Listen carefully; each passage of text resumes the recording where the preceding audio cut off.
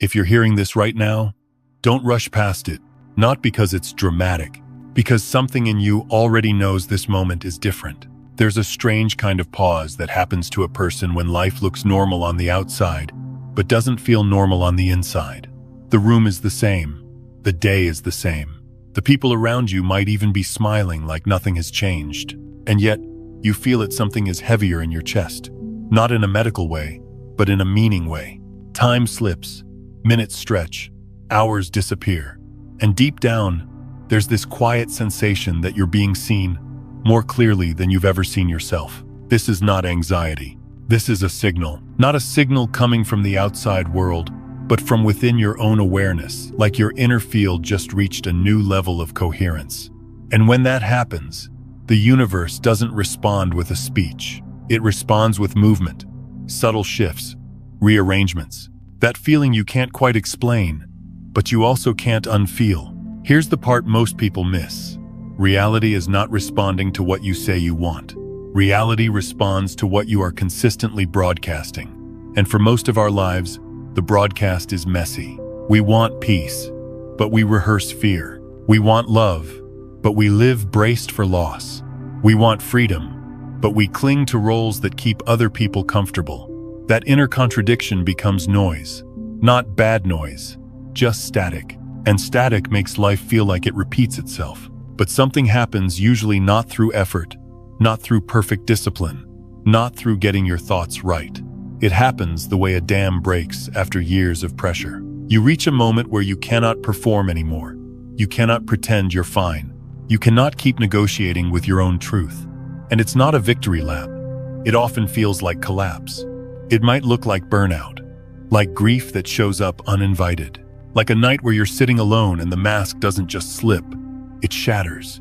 And in that moment, you may tell yourself, I'm falling apart. But what if you're not falling apart? What if you're becoming readable? Because that's what coherence is. Not being perfect, not being spiritual, not being positive all the time. Coherence is when your inner world stops arguing with itself long enough to send one clear signal. Like an old radio that finally locks onto a station, no more static, no more scrambling, just one frequency, one truth. And here's what's wild. The universe doesn't respond to performance. It responds to truth. Forced positivity doesn't move the field. It's too thin. It's too rehearsed. But honest emotion, real emotion, has weight. It has a signature.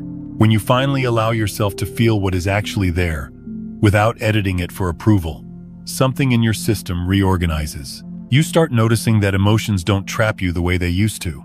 Before, one feeling could loop for days, sometimes weeks. Fear would stay lodged in the body. Shame would keep replaying the same story. Grief would harden into identity. But now, it moves. It comes like a wave, and then it passes. You cry, and then you breathe. You feel anger, and then it dissolves. You feel sadness, and then surprisingly, there's stillness behind it. That's not instability. That's healing at speed. It's like your body has finally stopped holding its breath, like the river inside you stopped trying to flow backward. And when energy moves, it clears. When it clears, it becomes coherent. And when it becomes coherent, you don't have to chase signs anymore, because life starts speaking in patterns. And I know, some of you hear patterns, and you think it's superstition. But I'm not talking about magical thinking. I'm talking about attention meeting reality. When you're coherent, you become sensitive. You notice what you used to miss. You feel what you used to override. And one of the first things that changes is your intuition. You still have thoughts, of course. You still have logic. You still weigh options. But something deeper starts interrupting the mental noise. You reach for an old habit, and your body quietly refuses. You're about to send that message, and your hand pauses, like it can't press send. You're about to say yes out of politeness, and a firm no rises in your chest, soft, calm, but unmovable. That isn't confusion. That's guidance becoming the main voice. For years, your intuition may have been a whisper under the loudspeaker of conditioning. Now the volume flips. You're not losing your edge. You're losing your armor. And your life begins to adjust around that. Here's another sign people don't talk about enough. Time starts acting strange when you stop lying to yourself. You lose hours in a moment of deep presence. Or you live an entire emotional lifetime in one afternoon. Days feel surreal, like you're walking through them half awake. Certain memories feel less solid, while certain future moments feel so real, it's as if you've already lived them. You notice repetition numbers on clocks, symbols, phrases, songs that show up right when you're at a crossroads. You tell yourself it's random, it's stress, it's lack of sleep. And sure, sometimes it is. But sometimes, it's time becoming elastic. When you become coherent, your timeline becomes less rigid. You stop moving like a straight, predictable line and start moving like something alive, responsive, intelligent, reorganizing itself. Now, here's where it can feel intense. When your inner truth gets stronger, the gap between your inner world and your outer life starts closing fast. Not slowly, not politely, quickly. And that's when people and situations begin to fall away. A relationship you've been tolerating suddenly becomes unbearable. Not because the other person changed overnight, but because you did. A job that once felt stable starts feeling hollow. A door that stayed open for years closes suddenly. You might call that chaos, but what if it's calibration? What if life is gently but firmly removing what can no longer live inside your new frequency? This is the part where the ego panics. Because the ego loves familiarity more than freedom. The ego would rather keep a predictable pain than step into an unknown truth. But your deeper self doesn't care about comfort the way your conditioning does. It cares about alignment. And alignment isn't something you force with willpower. It's something you allow by stopping the inner war.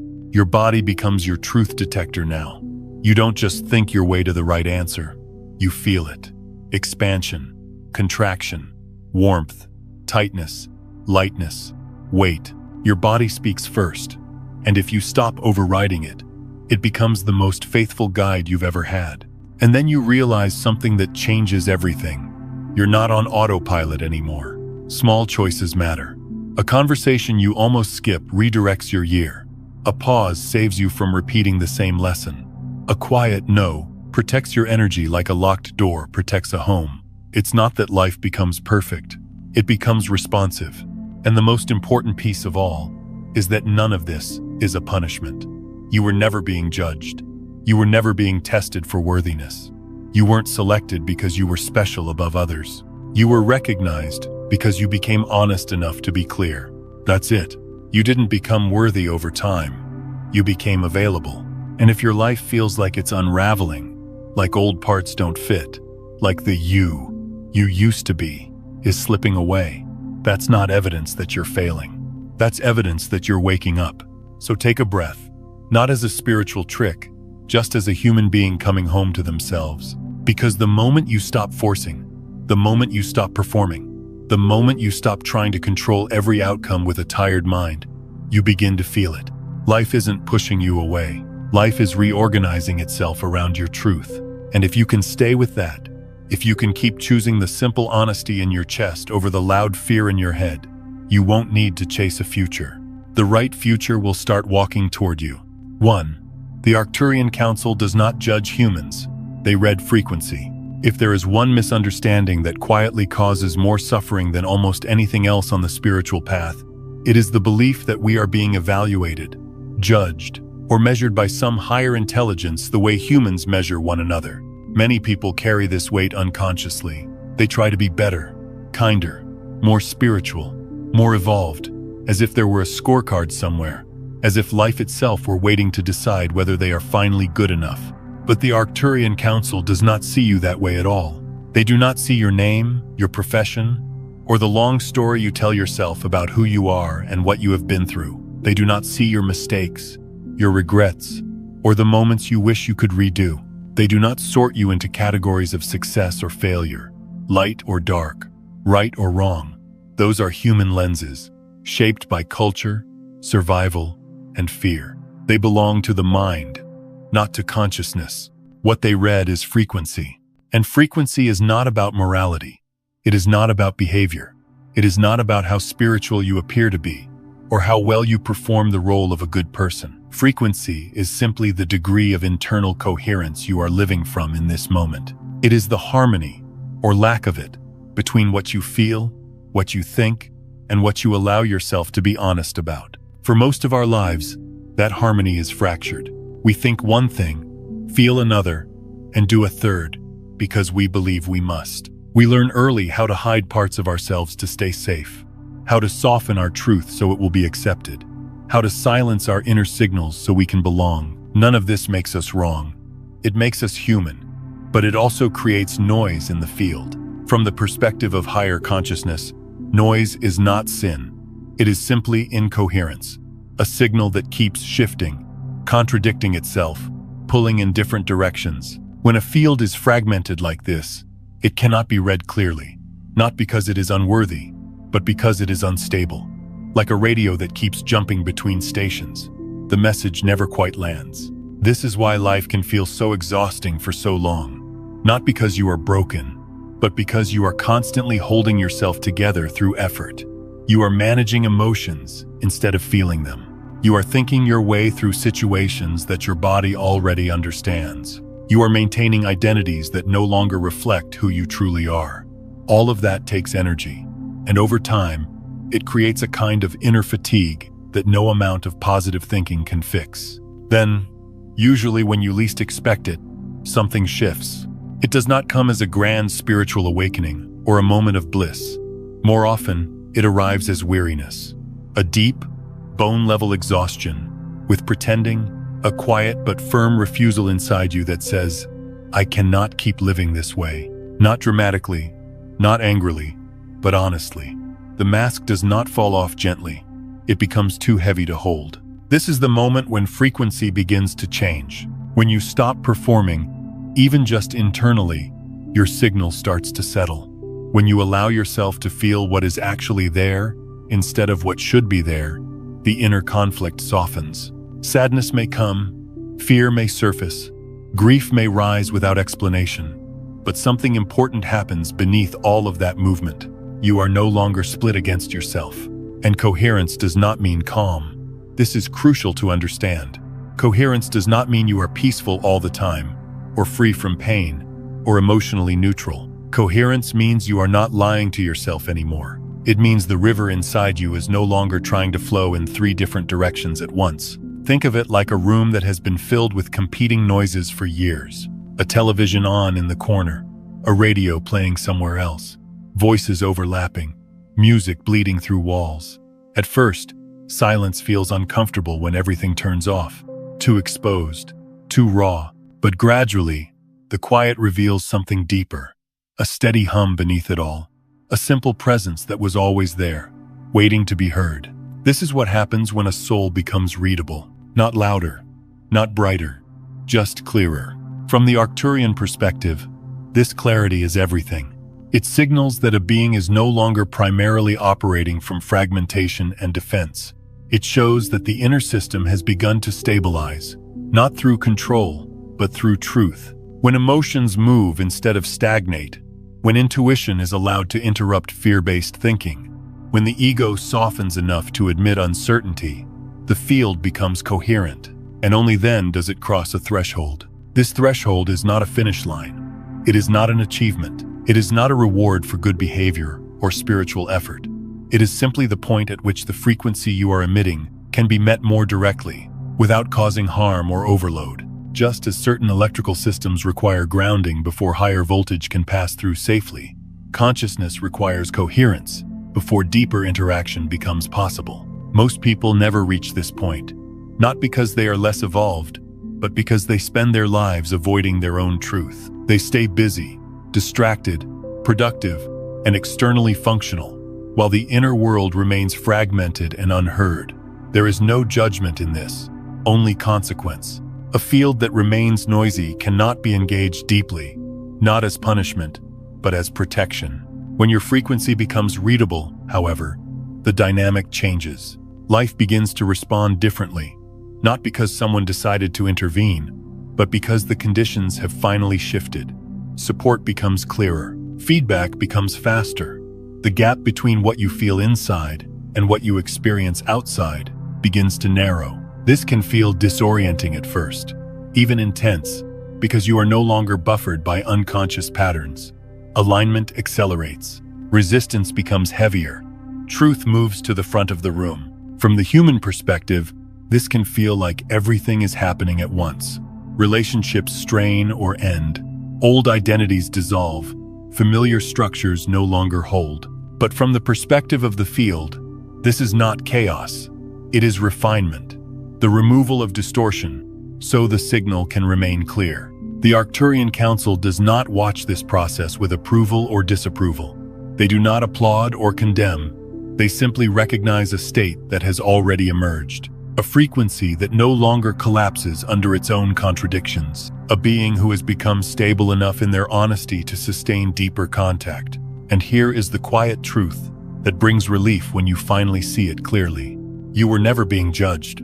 You were never being tested to see if you deserved more love, more guidance, or more support. You were simply moving through stages of coherence, like a system learning how to regulate itself after years of imbalance. What feels like delay was never rejection. It was preparation happening at a pace your nervous system could survive. When you understand this, something in you relaxes. The pressure to be better dissolves. The need to prove yourself fades. You stop asking, "What did I do wrong?" and start asking, "What is becoming honest now?" And in that shift, the field continues to stabilize. Not because you are trying, but because you are allowing.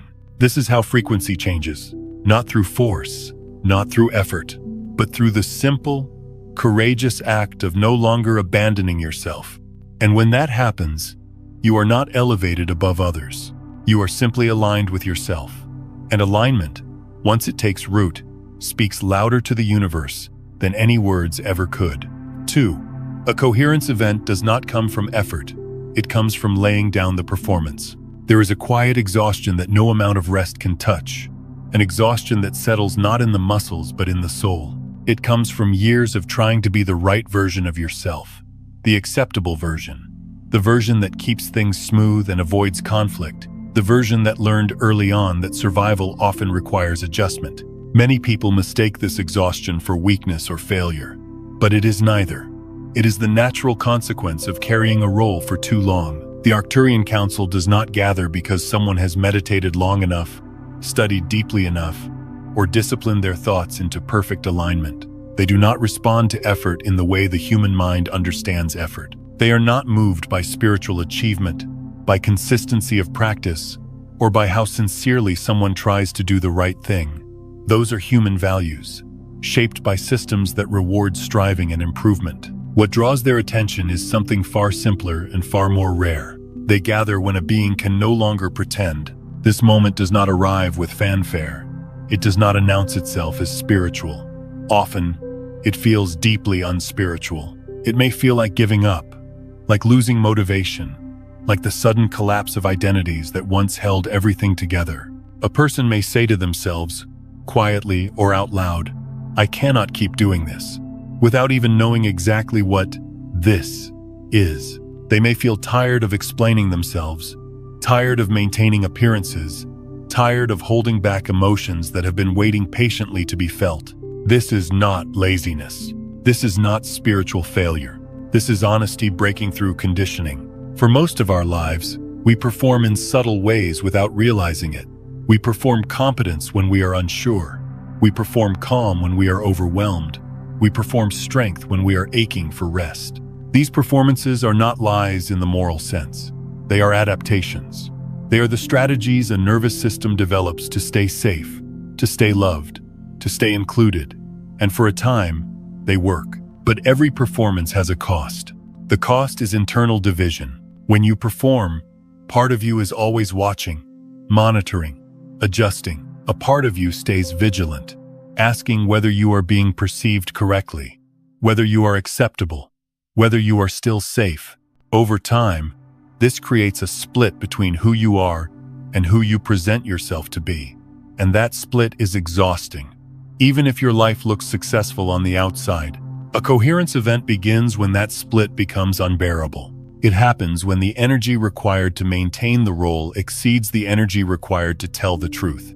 Not a dramatic truth, not a speech or a confession, but a quiet internal truth. The truth that you are tired of managing yourself. The truth that you no longer know who you are without the role. The truth that something essential has been muted for too long. This is the moment when authenticity becomes stronger than the need for approval. The Arcturian Council does not respond to correctness. They respond to this moment of surrender. Not surrender to an external force, but surrender of the inner performance. When the soul stops acting in order to survive, something fundamental changes in the field. Think of it like this. Imagine holding a heavy object at arm's length for years. At first, you barely notice the strain. Then your muscles ache. Then they shake. Eventually, the only option left is to set the object down. Not because you want to, but because your body refuses to continue. The release may feel like collapse, but it is actually relief. When you set the roll down, your system relaxes in a way it never could before. This relaxation is not comfort. It is truth settling into the body.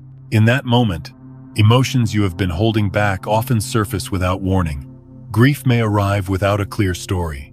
Anger may rise without a neat explanation. Sadness may move through you in waves that surprise you with their depth. Many people fear this stage because it feels like losing control. But in reality, it is the first moment of real regulation. The nervous system is no longer suppressing its own signals. It is allowing them to complete their movement. This is why coherence does not look peaceful at first.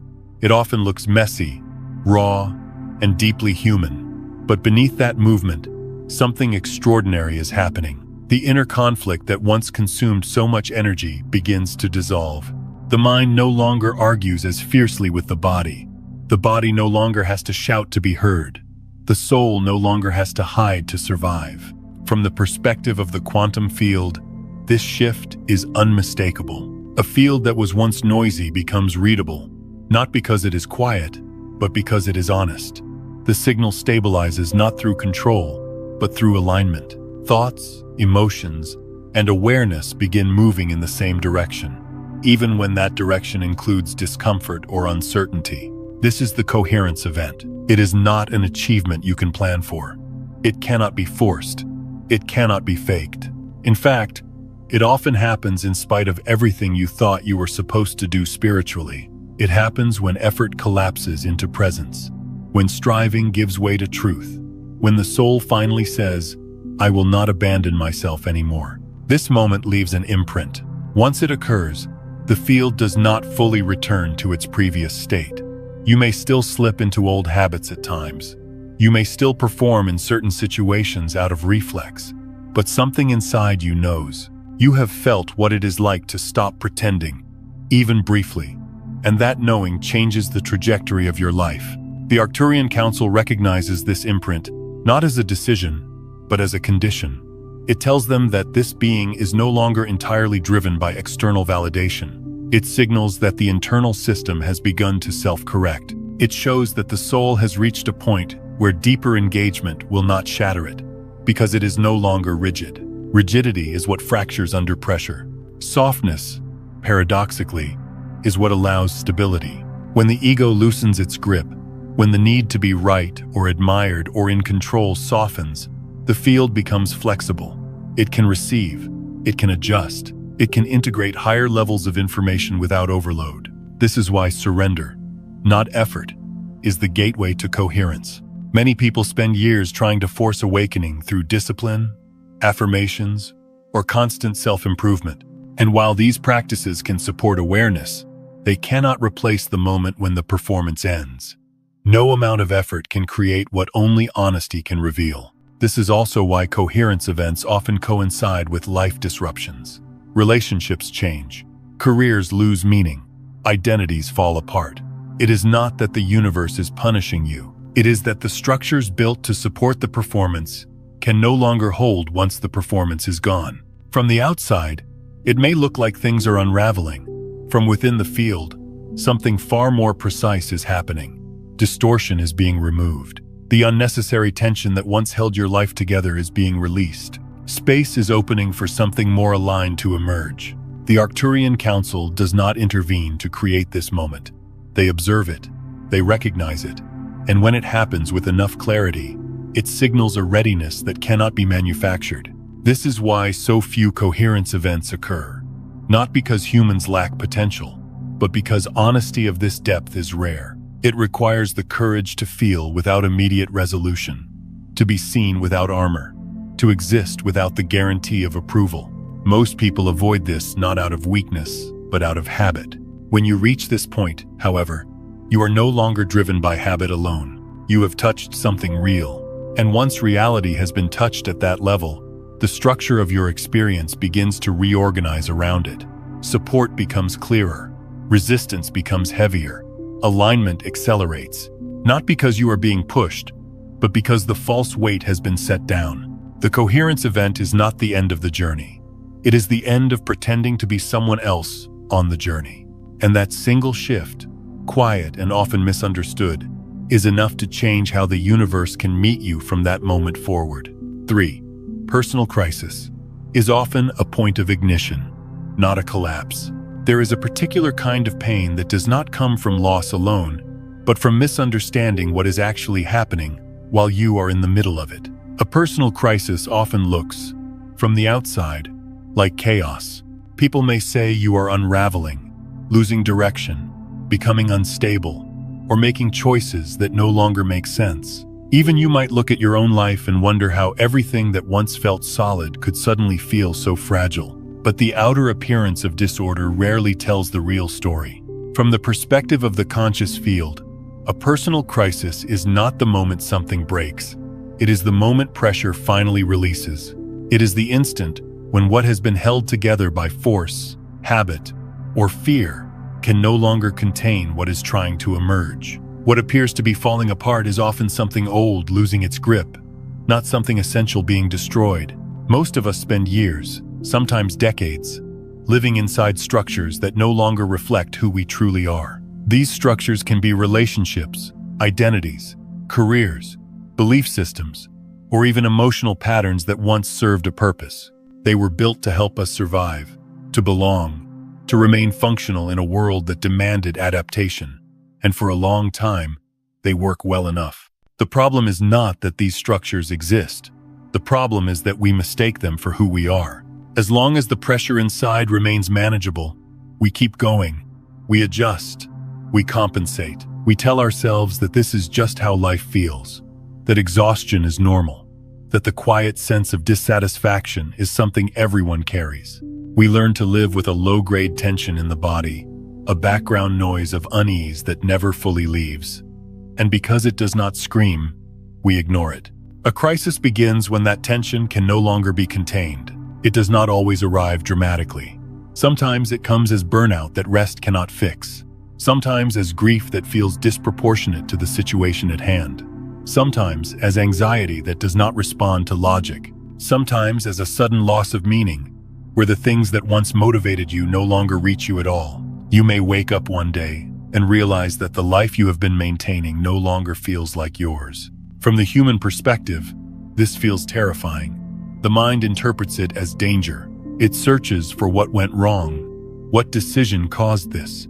What needs to be fixed as quickly as possible so things can return to normal? But the deeper truth is that normal was already unsustainable. The crisis did not create the imbalance. It revealed it. From the perspective of the conscious field, this is the moment when light escapes the old shell.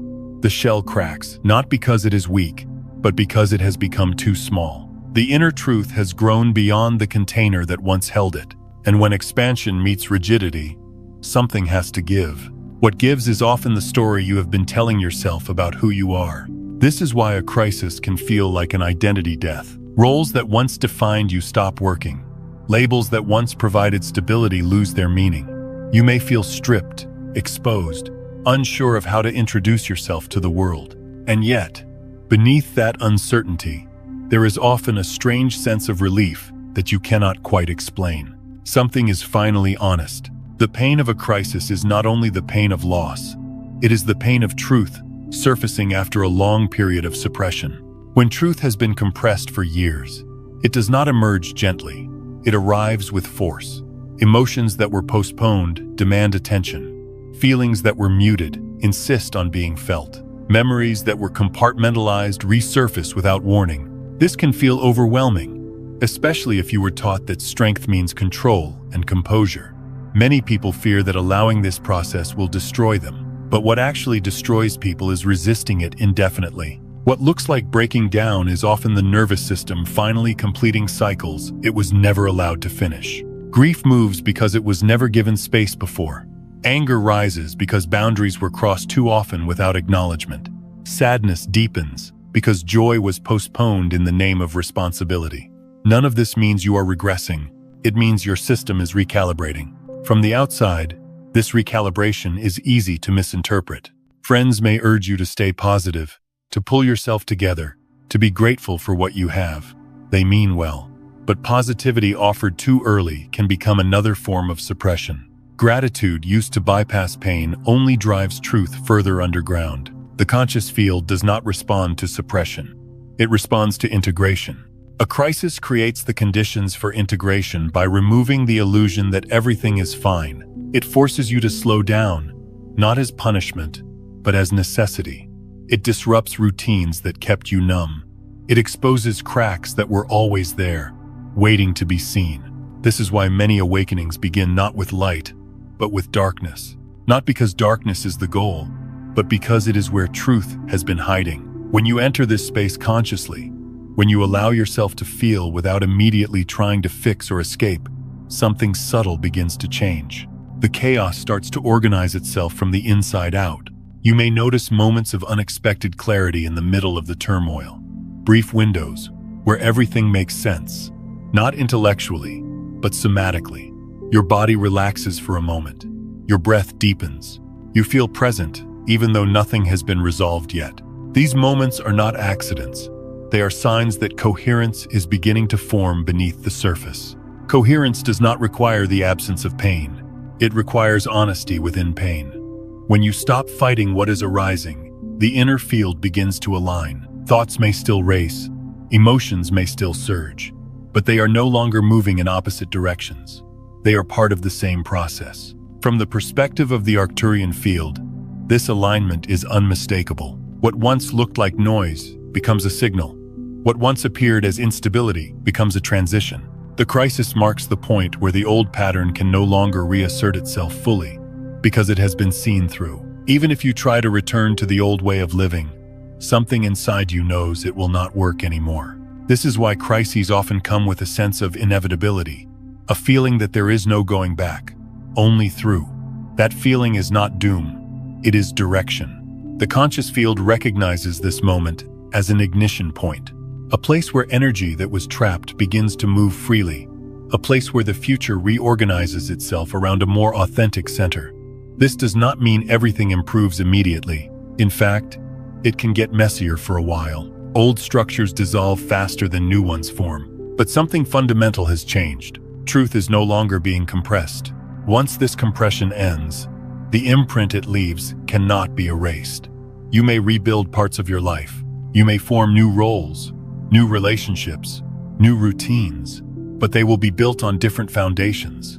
Foundations that include your emotional reality instead of excluding it. Foundations that honor your limits instead of demanding constant endurance. The crisis, in this sense, becomes a teacher.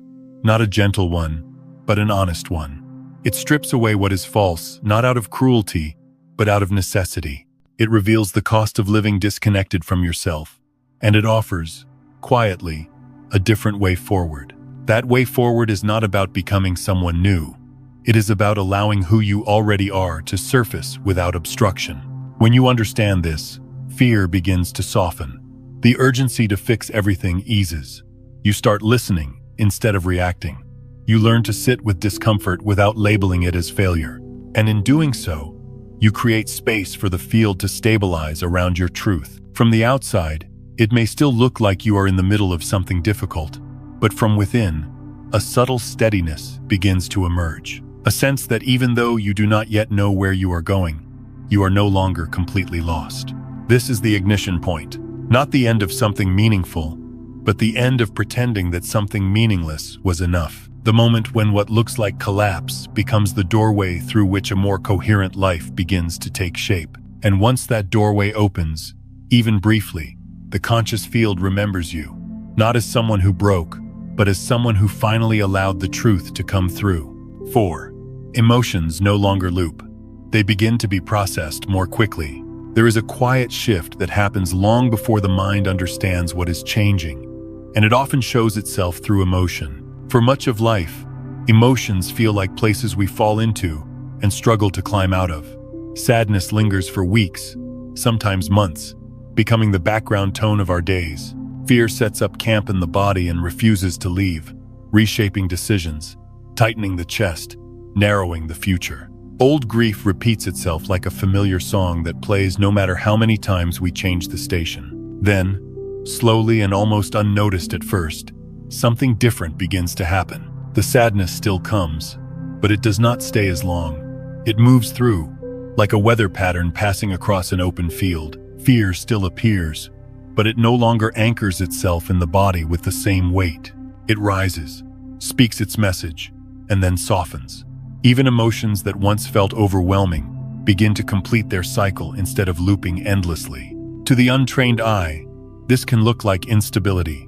People may say you are emotional, sensitive, or unpredictable. You might even tell yourself that something is wrong, that you should be more controlled, more regulated, more composed. But what is actually happening is not a loss of stability. It is the emergence of a deeper form of regulation. This is the nervous system learning how to process at a higher speed. For most of our lives, emotions do not linger because they are too strong. They linger because they were never allowed to finish. They were interrupted, minimized, explained away, or suppressed before they could complete their natural arc.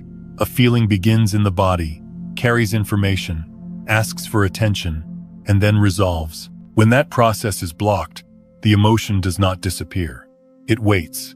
And waiting emotions tend to return again and again, each time a little louder, a little heavier.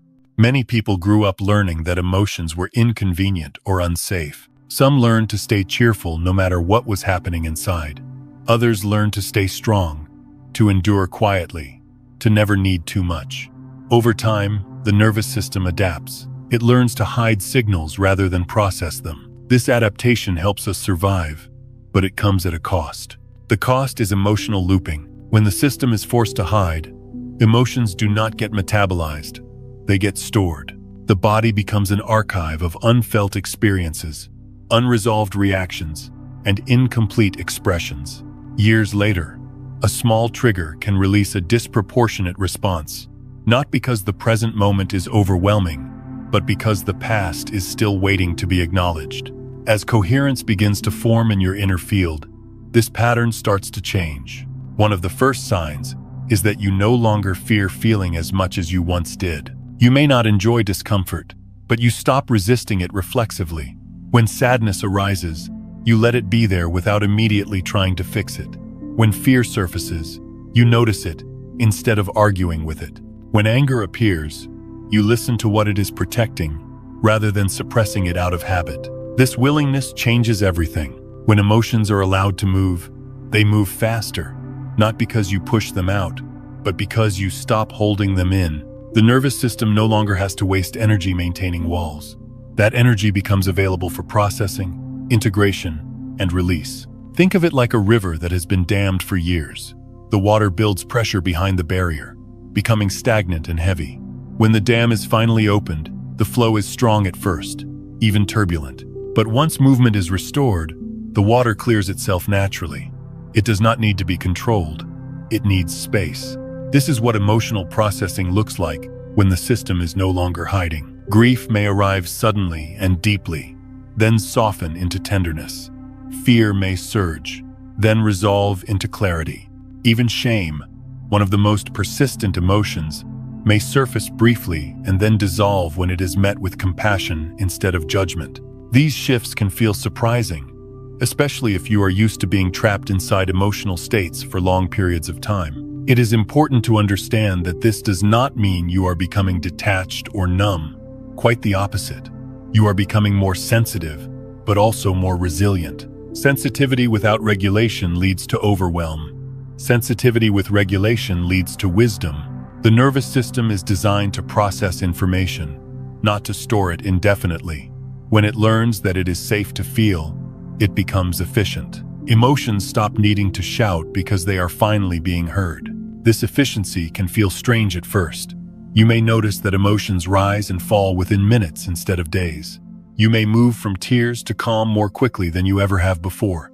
You may experience fear, followed closely by insight, or grief followed by a quiet sense of peace. At times, you might worry that you are bypassing something, that you should be suffering longer, that moving on so quickly means you are avoiding depth. But depth is not measured by duration. Depth is measured by presence. An emotion that is fully felt for a short time can carry more truth than an emotion that is resisted for months.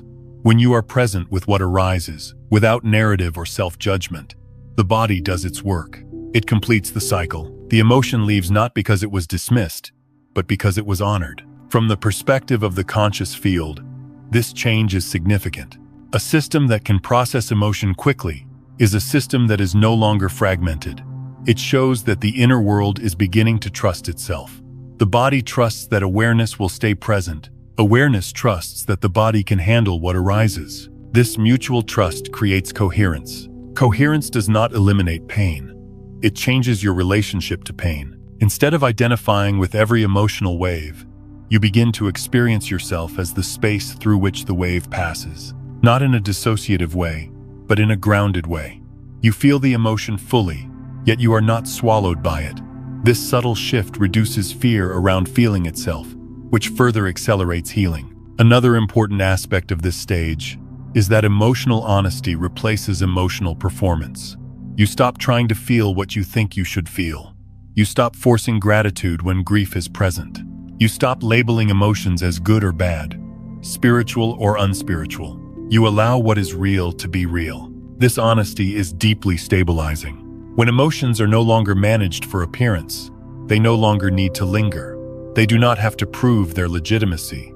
They simply move through, leaving behind information instead of residue.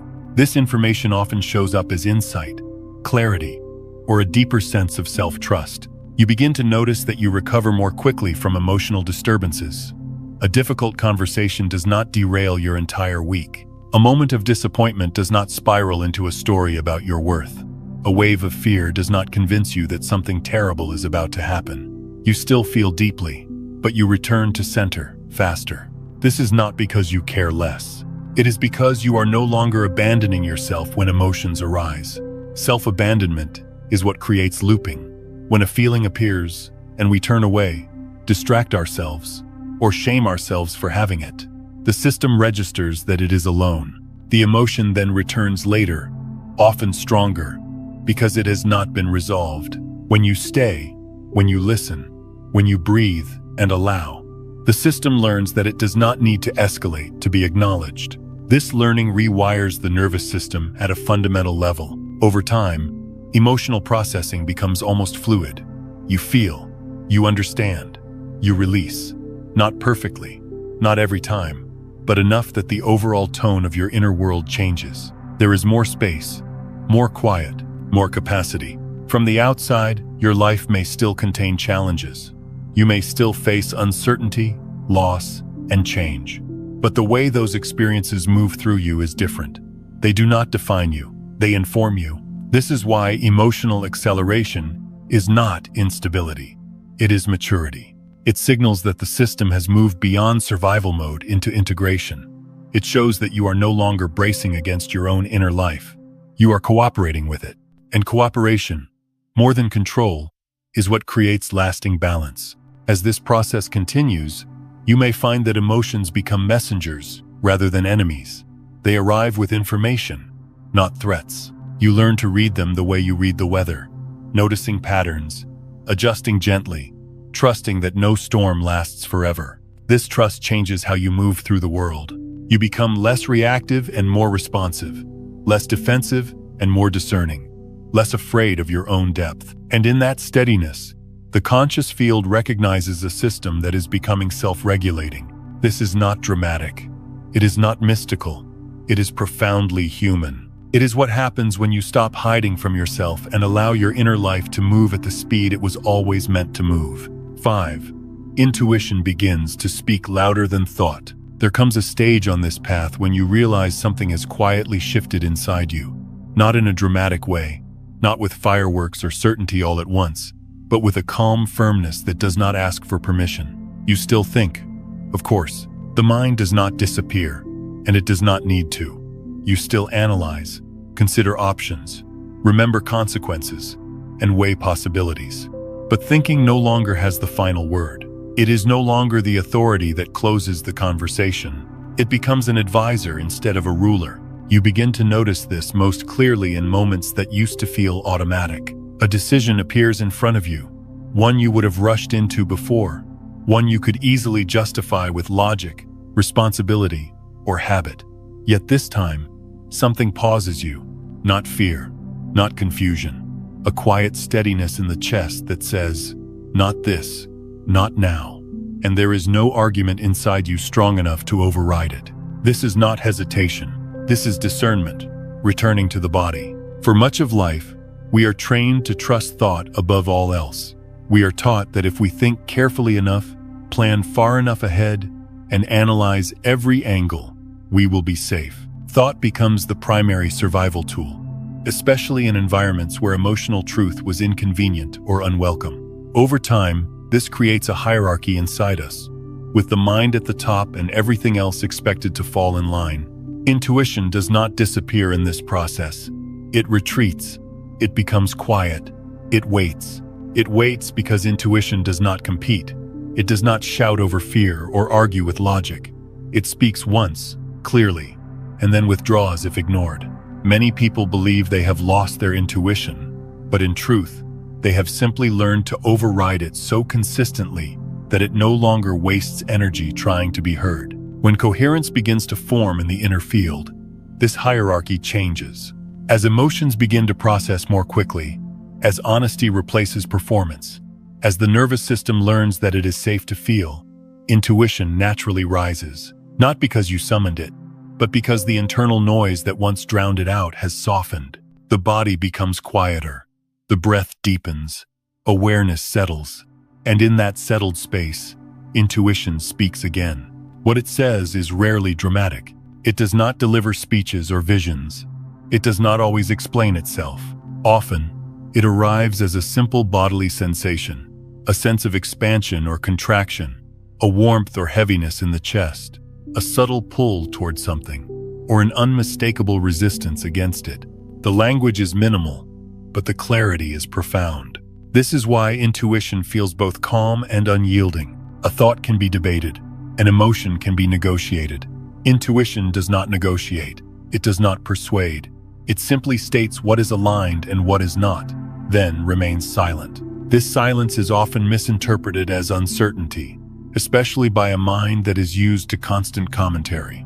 But beneath that silence is a knowing that does not waver. You may notice this especially when you are about to say yes to something that no longer fits. The words rise in your throat, the polite agreement, the familiar obligation, and suddenly your body refuses, not with panic, with stillness. Your breath stops for a moment. Your chest tightens just enough to get your attention. And no matter how many reasons your mind produces, the no remains. This is not stubbornness. This is self-respect being restored at a deeper level. At first, trusting this signal can feel uncomfortable. You may worry that you are becoming rigid, difficult, or irrational. You may fear disappointing others or disrupting familiar patterns. The mind, trained to maintain harmony at all costs, often reacts strongly when intuition interrupts old scripts. It may label this inner refusal as selfishness or indecision, but intuition is not indecisive. It is precise. The reason it can feel unfamiliar is that it does not operate on the same timeline as thought. Thought moves forward and backward, replaying the past and projecting the future. Intuition exists only in the present. It reads the current alignment of your system and responds accordingly. It does not need justification because it is not making a case. It is reporting a condition. When you begin to honor this reporting, something subtle changes in how you experience yourself. You stop forcing decisions to feel certain before acting. You stop waiting for perfect clarity in the mind. Instead, you listen for congruence in the body. When the body says yes, there is ease, even if fear is present. When the body says no, there is tension, even if logic approves. This does not mean life becomes simpler in an external sense. In fact, it may become more complex at first. Old agreements may fall apart. Paths you thought were secure may close. Opportunities that look ideal on paper may dissolve unexpectedly. But internally, there is a growing sense of integrity. You are no longer betraying yourself to maintain momentum. This is why intuition often emerges strongly after a period of crisis or emotional recalibration. When the system has been forced to confront its own limits, when the old strategies no longer work, there is space for a different kind of guidance to step forward. Intuition does not arise from confidence. It arises from presence. Presence changes how information is processed. Instead of filtering experience through layers of fear, expectation, and memory, you begin to meet moments as they are. This allows intuition to read subtle cues that the thinking mind overlooks. Tone shifts in conversations, energy changes in rooms, the difference between obligation and genuine interest. The body picks these up instantly, long before thought catches on. As intuition becomes more prominent, you may notice that overthinking decreases, not because you suppress it, but because it loses relevance. When the body knows, the mind does not need to run endless simulations. It may still comment, but it no longer dominates. Decisions feel simpler, even when they are difficult. This simplicity can be mistaken for passivity, but it is anything but passive. It is responsiveness. You begin to move with life rather than against it. Instead of forcing outcomes, you allow alignment to guide timing. You wait when waiting feels right. You act when acting feels clear. And you stop equating urgency with importance. One of the most profound changes at this stage is the end of chronic self-doubt. Doubt does not disappear entirely, but it loses its grip. You stop questioning every impulse, every feeling, every choice. You learn the difference between fear-based hesitation and intuitive restraint. Fear is loud, repetitive, and urgent. Intuition is quiet, consistent, and calm. This distinction takes time to trust. Many people test intuition by ignoring it and watching what happens. Often, life responds immediately. A situation that felt wrong becomes complicated. A decision made against inner guidance leads to unnecessary friction, not as punishment, but as feedback. The system learns through experience that intuition is not arbitrary. It is accurate. Over time, trust builds. You stop asking, "What if I am wrong?" and start asking, "What happens when I listen?" And the answer, again and again, is relief. Even when the outcome is challenging, there is less regret, less inner conflict, less self-blame. You know you acted in alignment with yourself, and that knowledge carries stability through uncertainty. This is what it means to say that the internal navigation system has been upgraded. The upgrade is not about acquiring new information. It is about removing interference. When the inner field becomes coherent, guidance does not need to be imported from outside. It arises naturally from within, moment by moment, situation by situation. This guidance does not promise comfort. It promises congruence. Congruence between what you feel, what you know, and what you do. When these elements move together, life begins to flow with less resistance. You still encounter challenges, but they do not feel like betrayals. They feel like adjustments. As intuition takes the lead, you may notice a growing intolerance for environments, conversations, and commitments that drain you. This is not arrogance. It is sensitivity returning after years of numbness. You are no longer willing to trade your inner clarity for external approval. This is a quiet maturity. It does not announce itself. It does not need validation. It simply operates, steadily and reliably, like a compass that has finally been calibrated. You may still get lost at times, but you no longer lose yourself. And perhaps most importantly, intuition reconnects you to a sense of trust in life itself. Not blind trust, not naive optimism, but a grounded confidence that you can respond to whatever arises. You stop needing guarantees. You stop demanding certainty before moving forward. You know that if something is misaligned, your body will tell you. If something is right, you will feel it. This knowing does not eliminate fear, but it puts fear in context. Fear becomes information, not a command. As this relationship with intuition deepens, you realize that you were never meant to think your way through existence alone. Thought is a powerful tool, but it was never designed to carry the full weight of decision-making. The body, the emotions, and awareness itself are meant to work together, each contributing their intelligence. When intuition begins to speak louder than thought, it is not a loss of reason. It is the restoration of balance. And in that balance, life stops feeling like a problem to be solved and starts feeling like a path you can actually walk, step by step, with a quiet confidence that does not need to explain itself. 6. Time becomes elastic when you begin living in truth. There is a moment when you start to realize that time no longer behaves the way it used to. Not because the clocks have changed, but because you have. You may notice that hours disappear without warning while you are absorbed in something simple and honest, something that feels quietly alive inside you. And when you finally look up, the day has moved on without the usual sense of pressure or regret. At other times, a single day can feel stretched, thin, and endless, as if you are moving through thick air, asked to slow down and stay present with something you would once have rushed past. At first, this can be unsettling.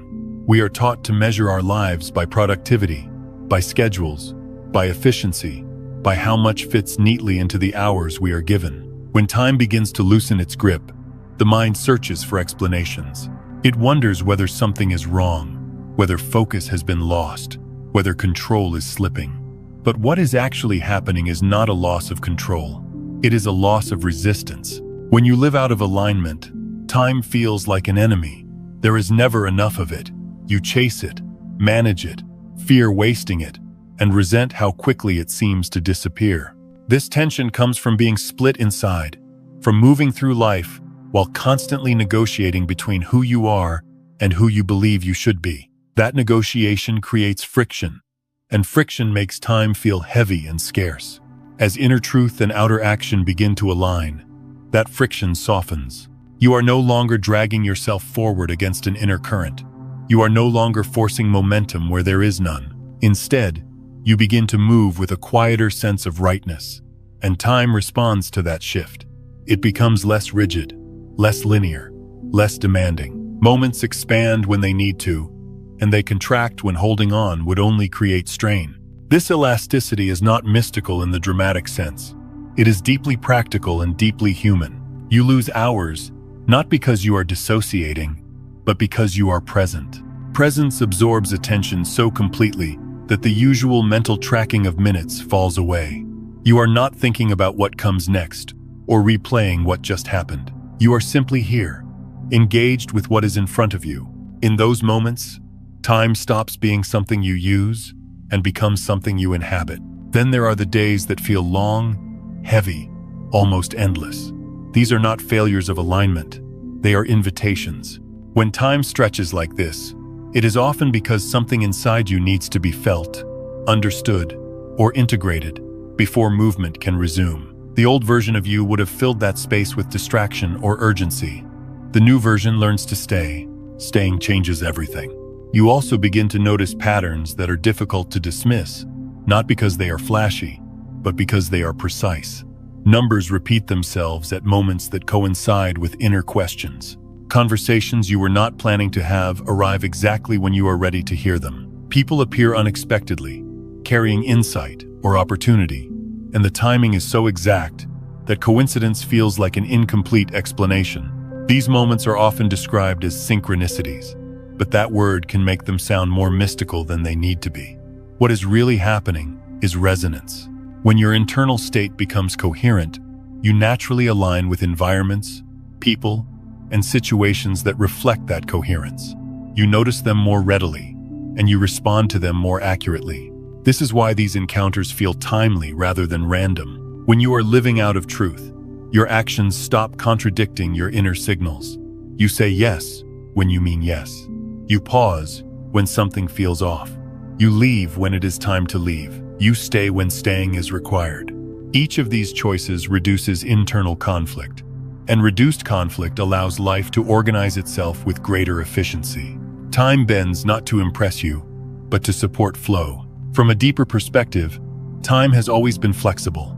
It is our resistance that makes it feel fixed and unforgiving. When you are fighting your own truth, every moment feels like a struggle against an invisible wall.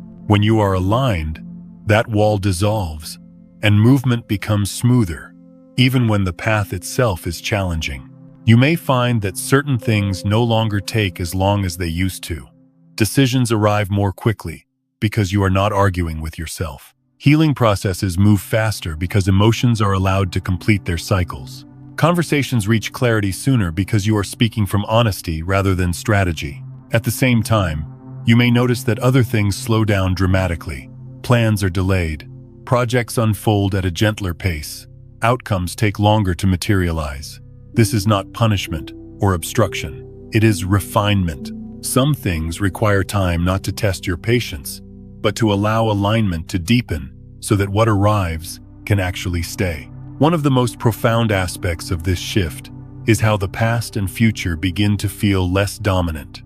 You are less preoccupied with what you should have done differently and less anxious about what might happen next. This does not mean you stop caring or planning. It means you stop living primarily in mental time. Mental time is exhausting. Living in memory and projection pulls attention away from the only place where life actually unfolds. As you become more present, you may notice that old memories lose some of their emotional charge. They are still there, but they no longer define you. At the same time, future visions may feel strangely familiar, as if you are remembering something rather than inventing it. This familiarity is not prediction. It is alignment. When inner truth and action are in agreement, the future stops feeling like a threat and starts feeling like a continuation. You sense where you are headed, not in detail, but in tone. You recognize the quality of what is coming, even if you do not yet know the form it will take. This recognition brings a deep sense of trust. Trust does not mean believing everything will be easy. It means believing that whatever unfolds can be met. When you trust yourself, time no longer needs to rush you. When you trust life, time no longer needs to pressure you. There is also a subtle shift in how you experience waiting. Waiting used to feel like stagnation, like being stuck while life moved on without you. Now, waiting feels purposeful. It feels like gathering, like preparation, like soil resting between seasons. You understand, not intellectually but somatically, that stillness has a role to play. This understanding reduces anxiety in a way that no reassurance ever could. As time becomes elastic, you may notice that the sense of urgency you once carried begins to fade. You stop forcing timelines. You stop measuring your worth by speed. You stop comparing your pace to that of others. You recognize that alignment cannot be rushed without distortion. This recognition is freeing. You begin to see how much of your previous stress came from trying to outrun yourself, from making decisions before you were ready, from staying in situations longer than your body could tolerate, from moving too fast when you needed to pause, and pausing too long when you needed to move. As these patterns correct themselves, life feels less like a race and more like a rhythm. Rhythm allows for variation. It includes movement and rest, intensity and ease, action and reflection. Time responds beautifully to rhythm because rhythm creates coherence. When your life has rhythm, moments fall into place more naturally. You arrive where you need to be when you need to be there. Not because you planned perfectly, but because you listened. Listening is what makes time cooperative. You also begin to notice that certain doors open at exactly the moment you are ready to walk through them, not before and not after. Opportunities that once seemed out of reach appear unexpectedly, while others that once felt essential, quietly close. The timing is rarely convenient for the ego, but it is almost always precise for growth. This precision is what gives the experience its quiet power. It is not loud. It does not announce itself. It simply works. Living in truth does not grant you control over time. It grants you partnership with it.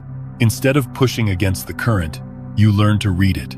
You sense when to act and when to wait. You feel when something is ripe and when it needs more space. This partnership changes your relationship with uncertainty. Uncertainty no longer feels like a void to be feared. It feels like an open field, a place where things are still forming, a space where possibility is alive. When you trust your inner alignment, you do not need certainty to move forward. You only need sincerity. Sincerity keeps you present. Presence keeps you responsive. Responsiveness allows time to do what it does best, which is to arrange life in ways that cannot be forced through effort alone. As this stage deepens, you may find yourself less impressed by speed and more respectful of timing. You stop asking how fast something can happen and start asking whether it is true. You stop trying to make life bend to your will and start noticing how it bends naturally when you are no longer resisting yourself. This is not giving up agency. It is using it wisely. Time becomes elastic not because you manipulate it, but because you stop fighting it. You meet it with honesty, patience, and presence, and it meets you with synchronicity, flow, and a sense of being exactly where you need to be. And perhaps the most grounding realization of all is this: you are not falling behind. You never were. You are simply learning to move at the speed of truth, and truth has its own rhythm, one that cannot be rushed, but will never waste a single moment once you begin to walk with it. 7. The verdict is not a reward. It is permission for closer proximity. There is a deep relief that comes when you finally understand that nothing in this process is about being chosen because you were better, purer, or more deserving than anyone else. Many people carry a quiet fear that spiritual attention must be earned, that some unseen authority is watching, measuring progress, and deciding when you have finally become worthy of support. This belief keeps people striving long after striving has stopped serving them. The Arcturian Council does not operate from that framework at all. They do not announce that you are worthy. They do not hand out approval. They do not elevate you above others or place you on a pedestal. Their verdict contains none of that language. It is far simpler and far more precise. They confirm only one thing: that the energetic field you are inhabiting has become stable enough to allow closer contact without causing fragmentation. This distinction matters more than it seems. A reward implies judgment, comparison, and moral evaluation. Permission implies readiness, capacity, and safety. When you hear this clearly, the pressure to prove yourself dissolves. You are not being invited closer because you succeeded at becoming someone else. You are being met more directly because you stopped abandoning who you already are. Stability is not the absence of struggle. It is the ability to remain present within struggle without collapsing into denial or performance. It is the capacity to feel what arises, to pause before reacting, to allow inner signals to guide action even when that guidance disrupts familiar patterns. When this capacity is present consistently enough, the field changes. The Council recognizes that change not as achievement, but as condition. Once this condition is met, proximity becomes possible. Proximity does not mean control. It does not mean interference with free will. It means that support can move closer to the core of your lived experience without overwhelming your system. Before this stage, guidance must remain subtle, indirect, almost background in nature. Gentle nudges, quiet synchronicities, soft redirections that can be ignored without immediate consequence. After this point, that distance ends. Support becomes clearer, not because life becomes easier, but because feedback becomes more immediate. When you move in alignment with your inner truth, things open with a surprising ease. Conversations land at the right moment. Opportunities appear without forcing. Resources arrive before desperation sets in. There is a sense that life is responding rather than resisting. At the same time, misalignment becomes more exhausting. This is often the part people misunderstand. They expect increased support to feel pleasant all the time. But proximity brings contrast into sharper focus. When the inner and outer worlds are no longer buffered by unconscious patterns, the gap between what you feel inside and how you are living outside becomes impossible to ignore. If you move against your own knowing now, the cost is immediate. Fatigue sets in quickly. Confusion thickens. Resistance feels heavy, not dramatic, but draining. Situations that once felt tolerable suddenly feel unbearable. You are not being punished. You are receiving clear feedback. The narrowing of distance between inside and outside is one of the most significant shifts of this stage. Before, you could live with a wide gap. You could feel one thing and do another for years without fully feeling the impact. The system compensated. Now, that compensation is no longer available. The moment you say yes when your body means no, you feel it.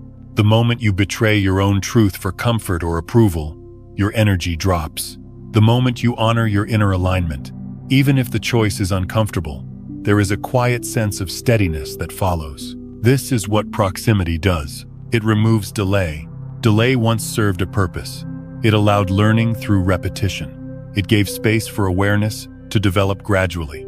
But once coherence has taken root, delay becomes unnecessary. The system no longer needs prolonged lessons. It needs precision, and precision requires closeness. The Council's verdict authorizes this shift, not because you are ready for perfection, but because you are ready for honesty at speed. You can feel consequences without shutting down. You can receive support without becoming dependent. You can experience intensity without fragmenting. From the outside, it may look like life is moving faster. Events cluster more tightly together. Changes that once took years now unfold in months or even weeks. Decisions carry more weight. Outcomes appear quickly. This can feel destabilizing if you expect stability to mean sameness. But this is a deeper form of stability. It is stability through alignment rather than control. One of the most important aspects of this stage is understanding that proximity does not remove free will. You can still choose to resist. You can still fall back into old patterns. You can still ignore your intuition, but the experience of doing so changes. Resistance no longer feels neutral. It feels heavy. Self-betrayal no longer fades into the background. It registers immediately. This is not a threat. It is a form of care. Just as a sensitive instrument provides accurate readings rather than comforting illusions, your life now reflects your inner state with greater fidelity. When you are aligned, the world mirrors coherence. When you are not, the friction is unmistakable. This fidelity accelerates growth in a way that gentle distance never could. It also deepens trust. As you experience the reliability of this feedback, you stop doubting the intelligence guiding the process. You see that nothing is arbitrary. Openings and closures make sense in retrospect, even when they are uncomfortable in the moment. You recognize patterns forming that could not have been planned from the mind alone. This recognition builds a quiet confidence, not the confidence of knowing outcomes, but the confidence of knowing you can respond. Another subtle shift occurs here that many people do not expect. You begin to feel less alone, not because you are being watched, but because support feels present. There is a sense of being accompanied rather than observed. Guidance no longer feels distant or abstract. It feels woven into daily experience. This does not manifest as constant reassurance. It manifests as steadiness, as if the ground beneath your choices is firmer, as if there is less risk of falling into chaos simply because you made an honest decision. This steadiness allows you to take cleaner risks. You become more willing to choose truth over comfort, because the system supports truth more visibly now. You are not guaranteed ease, but you are guaranteed clarity. And clarity, over time, proves far more valuable. The verdict does not make you special. It makes you responsible. Responsible not in a moral sense, but in a practical one. Your choices matter more because they register more quickly. Your inner state shapes your outer experience more directly. This is not pressure. It is empowerment. You are no longer moving through a fog where actions and consequences are loosely connected. You are moving through a field that responds. This responsiveness is what many people seek without realizing it. They want manifestation, alignment, and flow, but they are not always prepared for the honesty those states require. Proximity removes the buffer that allows self-deception to persist comfortably. When the buffer is gone, life becomes simpler, though not easier. Simple because signals are clear. Easier because you are no longer fighting yourself. Harder because you cannot hide from misalignment. But also gentler because you do not have to. As this stage integrates, you may find that your definition of success changes. It becomes less about outcomes and more about congruence. You care less about how things look and more about how they feel internally. You measure progress not by speed or approval, but by the absence of inner conflict. This is a mature orientation. It reflects a system that values coherence over performance, a life guided from the inside out rather than driven by external pressure.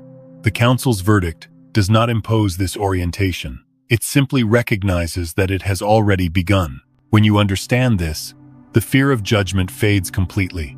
There is nothing to earn and nothing to lose. There is only the ongoing practice of staying aligned with what you know to be true.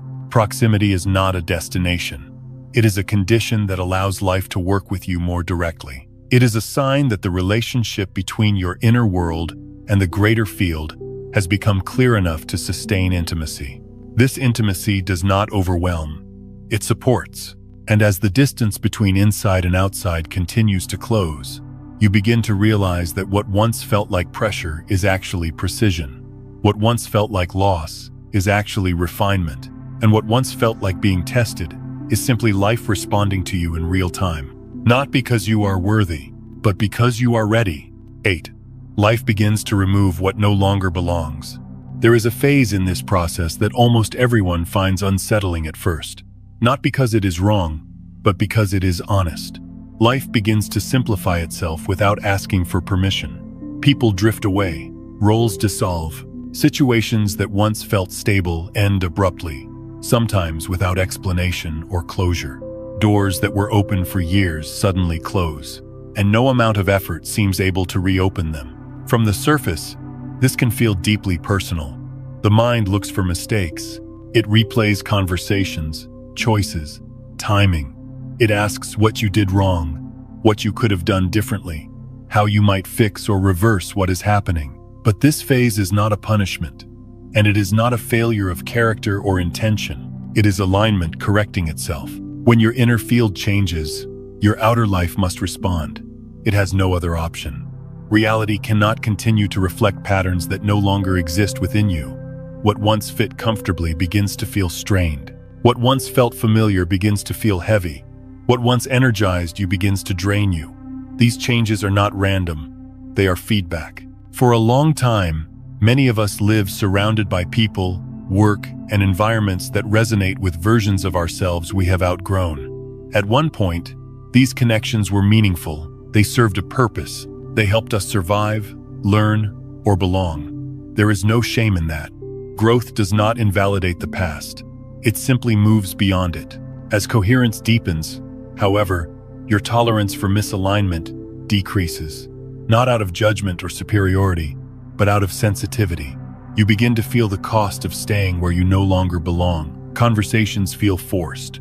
Commitments feel hollow. The effort required to maintain certain relationships or roles becomes unsustainable. This is not because those people or situations are bad. It is because resonance has changed. Resonance is what allows things to coexist with ease.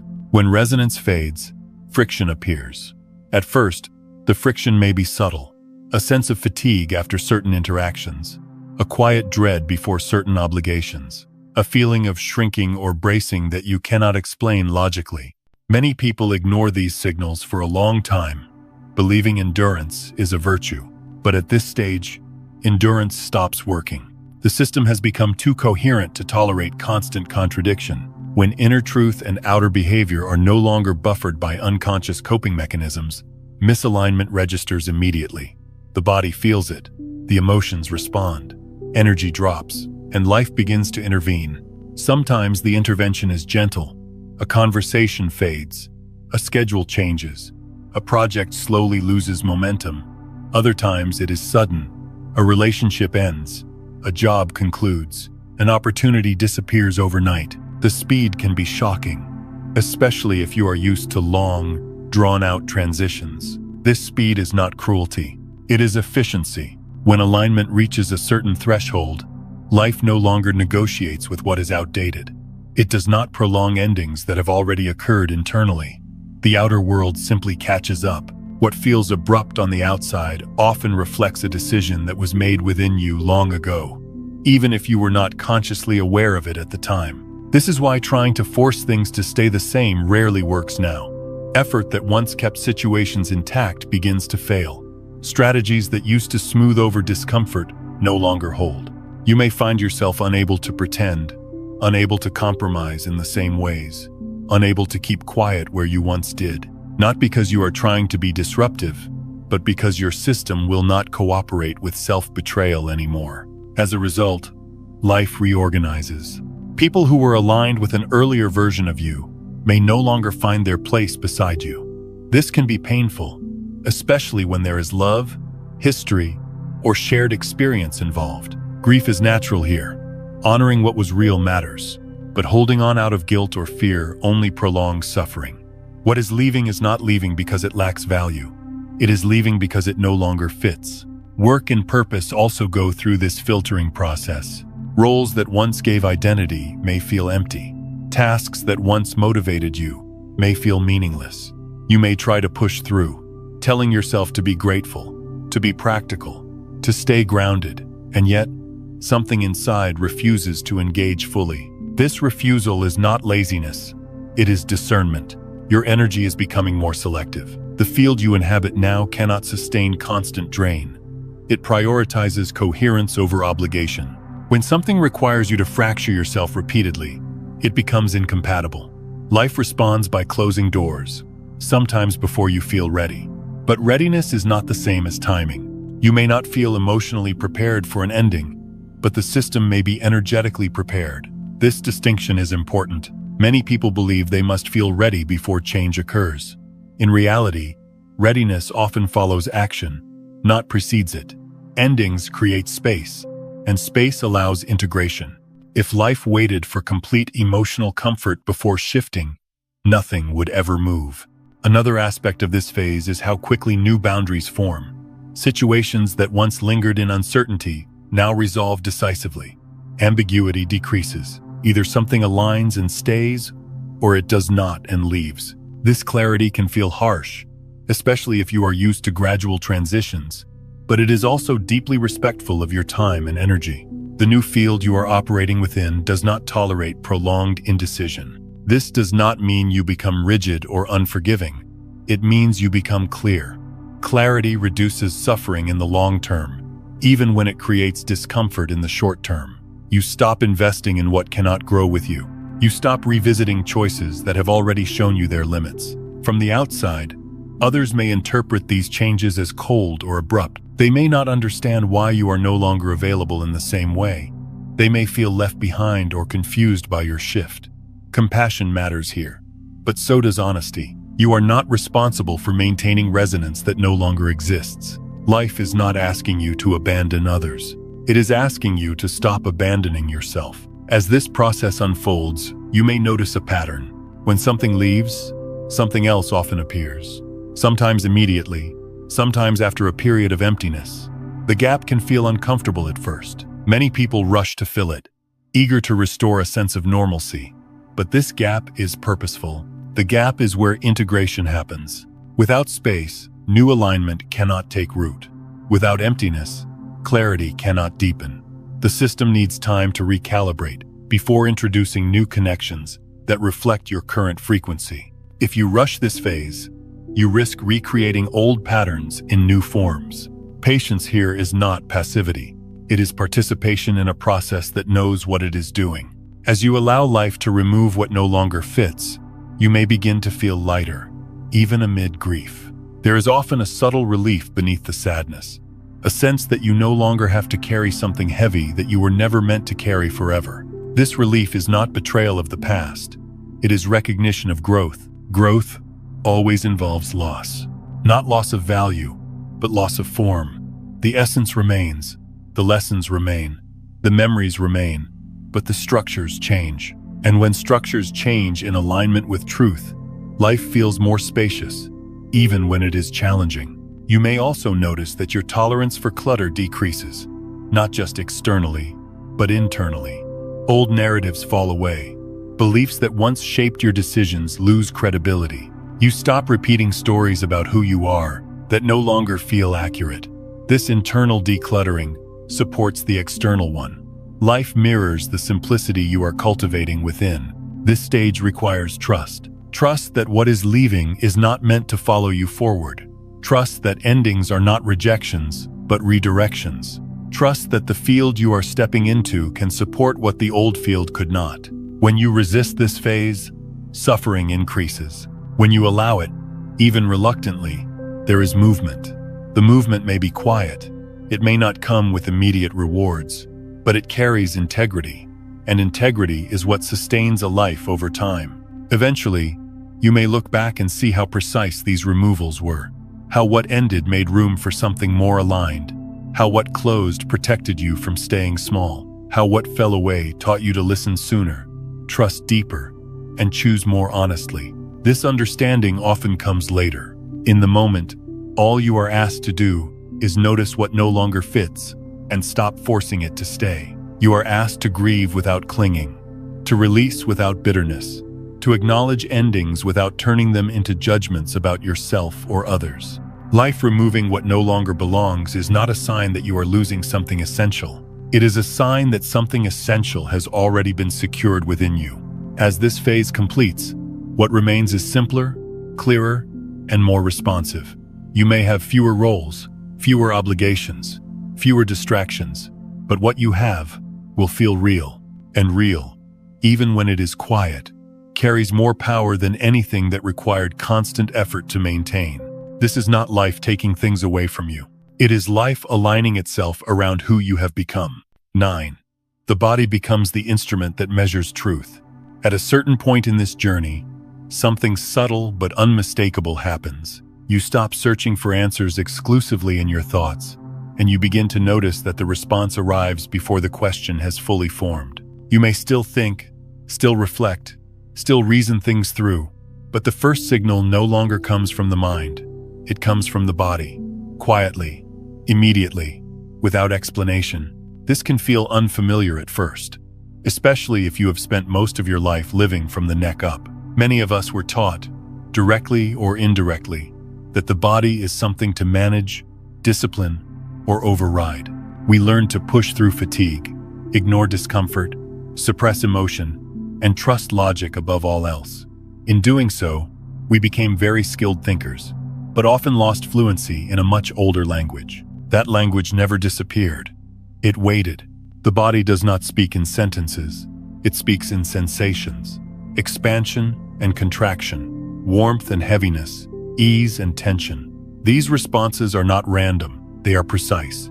Even when the mind does not yet understand what they mean, the body registers truth faster than thought, because it is not filtered through memory, expectation, or fear in the same way.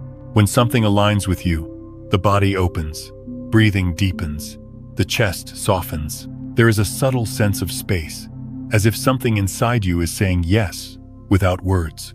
When something does not align, the body closes, muscles tighten, the stomach sinks. There is a quiet resistance that does not need justification. This is not imagination. It is intelligence. For most of our lives, we learn to mistrust these signals.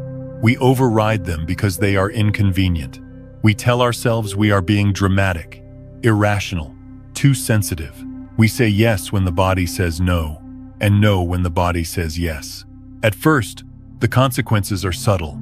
A little fatigue, a little irritation, a sense of being slightly off. Over time, those consequences accumulate. The body keeps score, not out of resentment, but out of responsibility. Its role is to protect coherence. When its signals are ignored repeatedly, it does not stop speaking. It simply has to speak louder.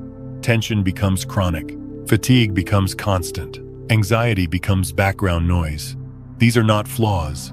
They are messages that were not heard when they were quiet. As your inner field becomes more coherent, as performance gives way to honesty and intuition begins to guide more of your choices, the body's voice becomes clearer again. Not louder, but easier to hear. You begin to notice sensations without immediately explaining them away.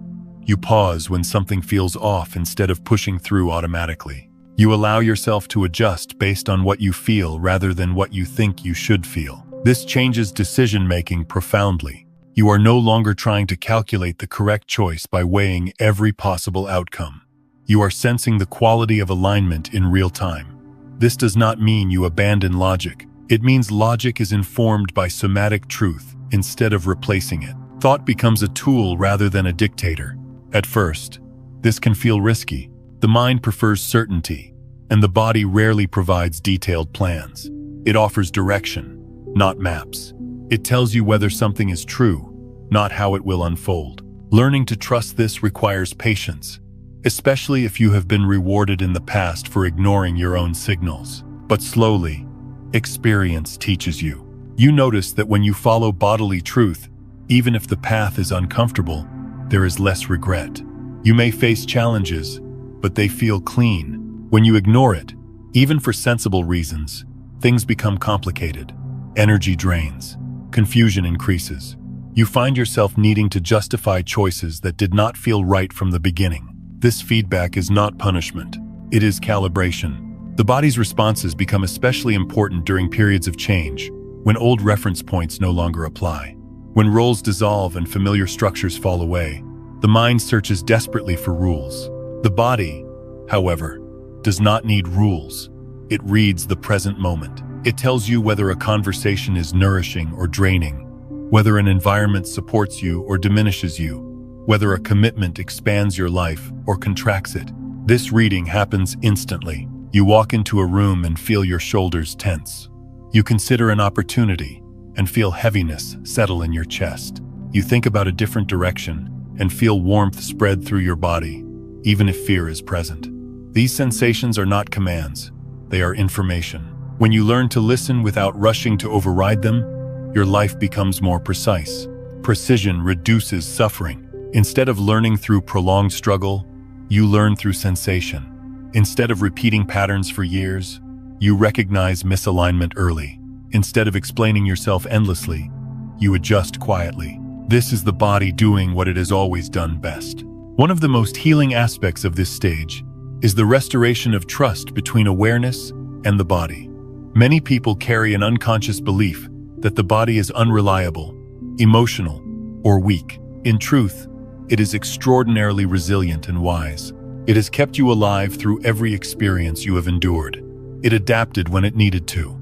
It compensated when support was unavailable. It deserves respect, not domination. When you begin to treat bodily signals as valid data rather than inconveniences, the relationship changes. The body relaxes. Symptoms soften. Energy returns gradually. Not because life becomes easier, but because you stop wasting energy fighting yourself. This is especially noticeable in boundaries. When the body becomes your reference point, boundaries become clearer and kinder. You no longer need to explain yourself extensively. You feel when to stay and when to leave. You sense when to speak and when silence is the wiser choice. You recognize when something is not for you without turning that recognition into judgment. Boundaries stop being defenses and become expressions of alignment. Another important shift occurs around emotion. Instead of analyzing feelings endlessly, you feel them where they live. You notice how grief sits in the chest, how fear tightens the belly, how relief spreads warmth through the limbs. You stay with these sensations long enough for them to move. In doing so, emotions complete their cycle more quickly, reinforcing the trust between you and your body. The body learns that it does not need to escalate to be heard. This learning is deeply regulating. Over time, your system becomes more stable, not because nothing affects you, but because you respond sooner. You catch misalignment early. You rest before exhaustion becomes collapse. You speak before resentment hardens. You leave before bitterness sets in. From the outside, this may look like you have become more selective, even more sensitive. In truth, you have become more accurate.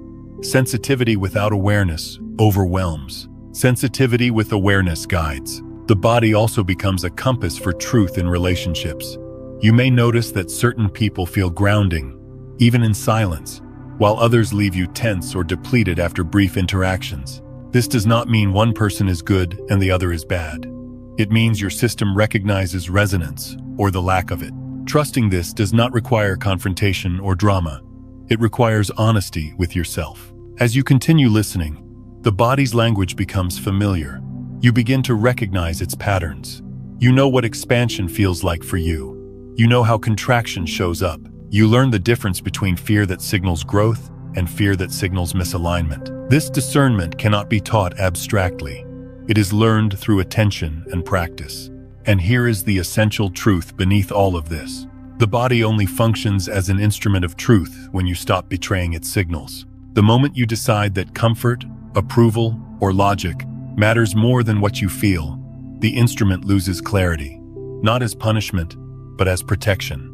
It cannot guide you where you refuse to go, but when you commit, even imperfectly, to honoring what you sense, the guidance sharpens. This commitment does not make life rigid. It makes it responsive. You stop living according to borrowed rules and start living according to lived reality. You stop asking others to tell you who you are and start feeling it for yourself. You stop searching for truth as an abstract concept and start recognizing it as a bodily experience. This recognition is profoundly grounding. It brings you out of endless mental loops and into direct contact with life as it unfolds. You feel more present, more embodied, more capable of meeting what arises, not because you have answers, but because you have access to guidance that does not require words. The body becomes the place where truth lands, and once you trust that place, you no longer need to chase certainty. You move step by step, sensation by sensation, choice by choice, guided by an intelligence that has been with you since the beginning. This is not mystical. It is human. It is the remembering of a language you never truly lost, only forgot to listen to. And when you listen again, carefully and consistently, the path forward does not need to be forced. It reveals itself through the quiet certainty of what feels right, what feels wrong, and what no longer requires explanation. 10. You are no longer moving on autopilot through your timeline. There is a moment when you realize that life no longer feels like something that is simply happening to you. For a long time, it may have felt that way. Days followed days. Habits led to outcomes. Decisions were made based on what was familiar, what was expected, what seemed safest according to old beliefs that were never fully questioned. Life moved forward through momentum rather than intention, through repetition rather than awareness. It was not wrong. It was unconscious. That is what autopilot looks like. On autopilot, the timeline runs on inherited assumptions. You believe what you were taught to believe about success, love, security, and worth. You react instead of respond. You repeat patterns because they are known, even when they no longer serve you. Choices feel small because they are made inside a narrow frame, and consequences feel delayed because the system buffers their impact. As coherence deepens, that buffering dissolves. You begin to notice that even the smallest choices carry weight now, not in a dramatic or overwhelming way, but in a precise and unmistakable way. A single message, sent or not sent, changes the direction of a relationship. A brief pause before agreeing alters the course of a commitment. A quiet refusal, offered without explanation, protects weeks or months of your energy. This does not mean you are being watched or tested. It means you are awake. When awareness enters the picture, momentum loses its authority. You are no longer being carried forward by the force of old beliefs. You are participating, and participation changes everything. The timeline stops drifting and starts responding. Response is different from reaction. Reaction belongs to habit. Response belongs to presence.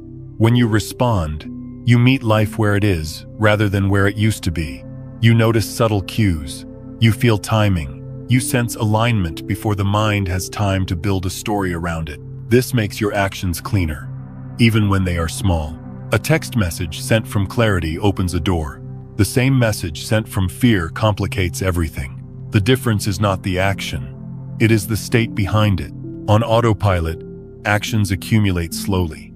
Lessons repeat until they are learned. Consequences are delayed, sometimes by years. This gives the illusion of safety, but it also prolongs suffering. You can ignore inner signals for a long time before life insists on your attention. Once you are no longer on autopilot, that delay shortens.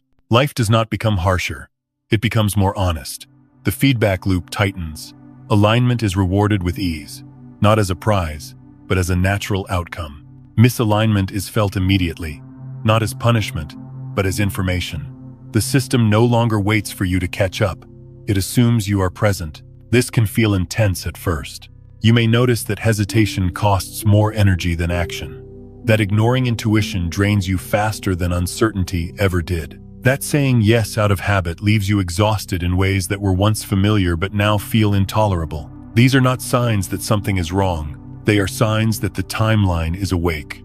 An awake timeline does not drift. It mirrors. When you move with clarity, life responds quickly. People reply sooner. Opportunities align unexpectedly. Obstacles dissolve without struggle. Not because the world has become benevolent overnight, but because your actions are congruent with your inner state. There is no inner resistance to slow things down. When you move against clarity, the response is equally quick. Energy drops. Confusion increases. Situations become complicated. You may find yourself retracing steps that felt unnecessary. Again, this is not punishment. It is course correction. The timeline is no longer something you endure. It is something you interact with. This interaction requires responsibility, but not the heavy kind. It requires attentiveness. You begin to listen before you act. You feel into choices instead of rushing past them. You recognize that no decision is neutral anymore, not because you are under pressure, but because you are involved. Involvement changes scale. A choice that once felt trivial now carries information. A decision that once seemed insignificant now reveals direction. You may be surprised by how quickly things shift after a simple, honest action. You speak one truth and an entire dynamic rearranges. You decline one invitation and a new path opens. This can feel destabilizing if you are attached to predictability. Autopilot offers predictability at the cost of authenticity. Presence offers authenticity at the cost of control. You are not losing control now. You are relinquishing the illusion of it. Control assumes that outcomes can be managed through force. Presence recognizes that outcomes emerge through alignment.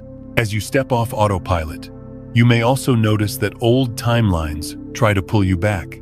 Familiar urges arise. Patterns attempt to reassert themselves. The difference now is that you see them. You feel the tug before you follow it. You recognize the cost before you pay it. This recognition gives you choice. Choice is the defining feature of an awake timeline. Not the grand choices people talk about, but the quiet ones. The moment you decide to rest instead of push. The moment you choose honesty over harmony. The moment you wait instead of forcing progress. These choices shape your experience far more than dramatic declarations ever could. Waiting, in particular, takes on new meaning here. On autopilot, waiting felt like stagnation or failure. It meant falling behind. Now, waiting feels active. It feels like listening, like allowing conditions to align before movement. You understand that premature action creates distortion, while well-timed action creates momentum. Momentum is no longer something you chase. It builds naturally when you act from presence. Another change you may notice is how quickly life reorganizes after you make a clear decision. You choose a direction internally, even before you announce it. And circumstances begin to shift. Conversations appear. Information arrives. Support shows up in subtle ways. It is not magic.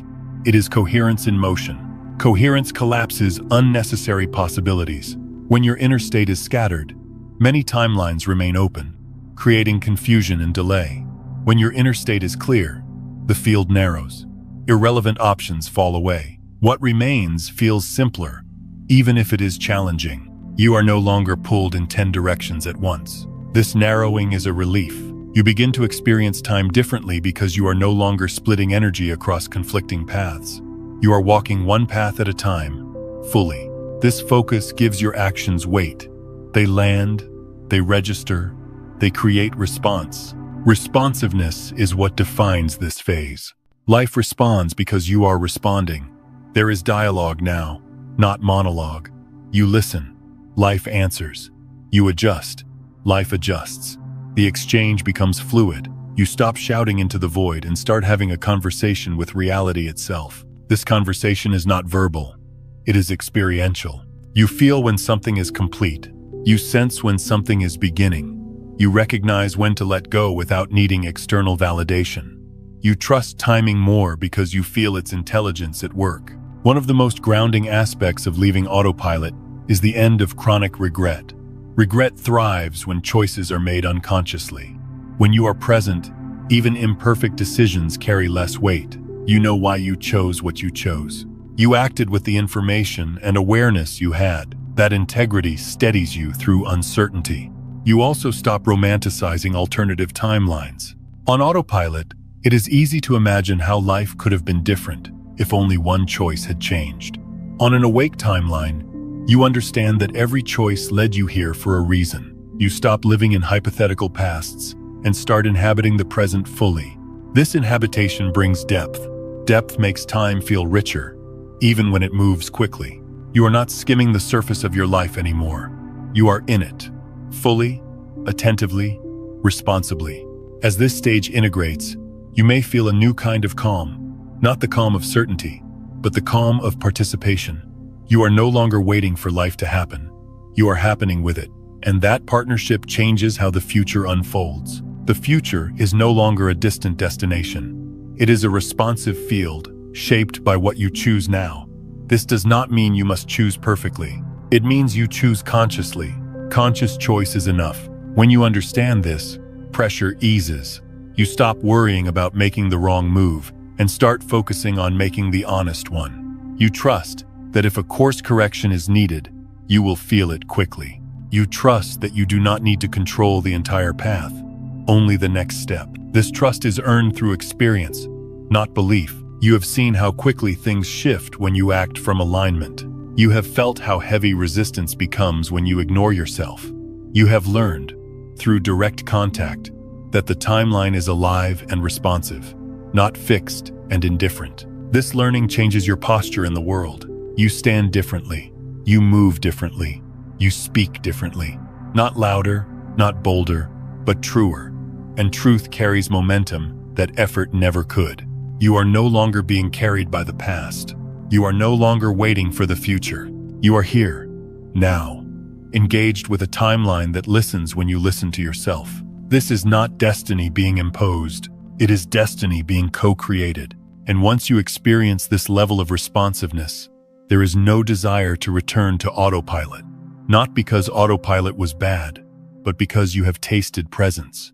And presence, once felt, makes unconscious drifting feel like absence. You are not rushing forward. You are not falling behind.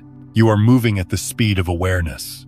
And awareness, when honored, always knows where to go next. They did not choose you. They recognized that you had already chosen. The most important thing to understand now, after everything you have felt, questioned, and lived through, is this simple truth that often arrives last. The council did not step into your life to take control away from you. They did not come to replace your judgment with theirs, or to direct your path as if you were incapable of walking it yourself. They did not arrive to make decisions for you, or to tell you what to do next. They came closer only when you became honest enough to hear yourself. This is where many people misunderstand what has been happening to them. They think something external has intervened, that a force beyond them has suddenly taken interest and begun rearranging their life. But what truly shifted was not the universe leaning in toward you. It was you finally leaning in toward yourself. The moment you stopped running from what you felt in your own chest, the field responded, not as reward, not as approval, but as recognition. Recognition that you were no longer split. Recognition that you were no longer asking for permission to be who you are. Recognition that you had crossed a quiet threshold where truth mattered more than comfort, and integrity mattered more than appearance. From that point on, proximity became possible, not because you were elevated above others, but because you were no longer hiding from yourself.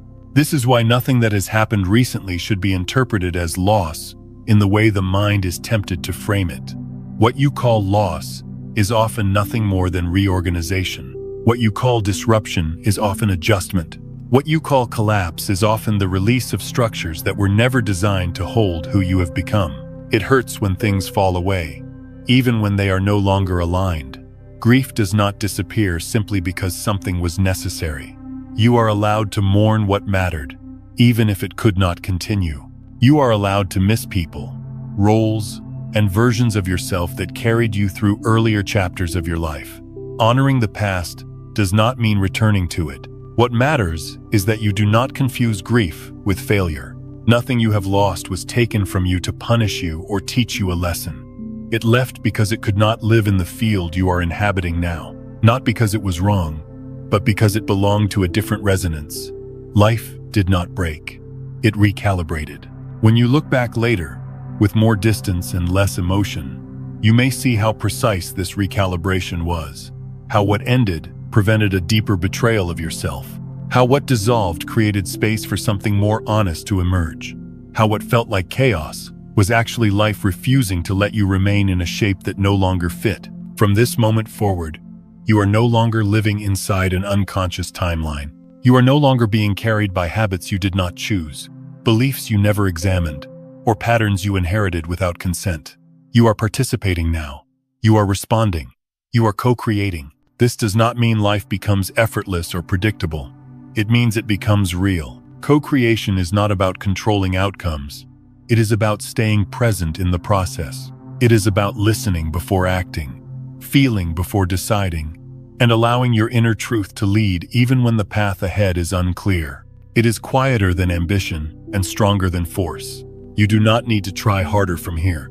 You do not need to become more spiritual, more evolved, or more enlightened. You do not need to raise yourself above anyone or prove that you are different. All of that belongs to the old way of thinking, the way that believed transformation required effort and validation. What is asked of you now is far simpler and far more demanding in its own way. Do not turn away from what you feel in your chest. That sensation you sometimes try to ignore because it does not come with instructions, because it complicates things, because it asks for honesty you are not always ready to give. That sensation is not confusion. It is not weakness. It is not imagination. It is the clearest signal you have. When you listen to it, even imperfectly, even inconsistently, the field remains coherent. When you betray it, even for reasonable reasons, even with good intentions, you feel the cost immediately. This is not cruelty. It is clarity. It is life reflecting you back to yourself without distortion. This is why the guidance you are receiving now feels different. It is not dramatic. It does not overwhelm. It does not shout. It arrives quietly, through sensation, timing, and subtle response. It trusts you to listen. It assumes you are capable, and you are. You have already walked through darkness without understanding why. You have already endured periods where nothing made sense, and still found your way forward. You have already felt the weight of old identities dissolving and did not disappear with them. That strength was never about endurance alone. It was about presence. Presence is what brought you here. Presence is what keeps you here. You may still doubt yourself at times.